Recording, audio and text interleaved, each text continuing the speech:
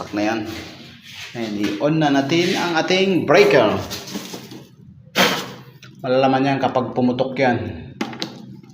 Ibig sabihin may wala. I-on. Kabila. Patay. Yan sa ano yan, kalupian. Yung sa kabila. Sige. I-on mo sa taas. Yan, yan naman. Iyon, patay. Yan, buhay. Tapos CR. Hindi, doon sa loob yan ng switch niya. Yan. Yan sa taas kasi yan. Wala namang bumbilya sa taas. Siyempre, outlet natin. Pindutin mo yung ano. Yan, gumagana.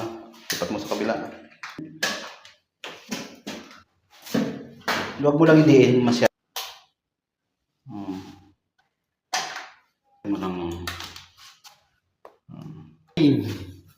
Yan ang switch.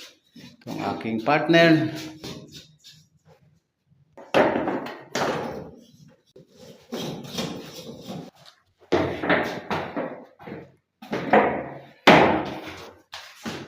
Yan. Bale, naka-switch na yan. Kaya gumagana. Pindutin natin. Buhay. Patay. Buhay. Pinutin ko rin sa baba ang 3-way. Kailangan magbuhay. Patay rin yan. Buhay. Patay. Buhay. Patay. Buhay. Patay. Patay mo dyan.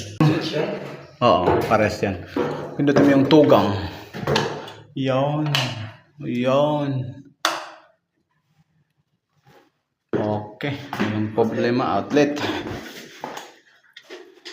Okay. Okay.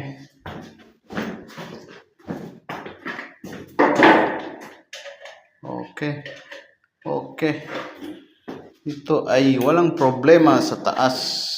Gumagana.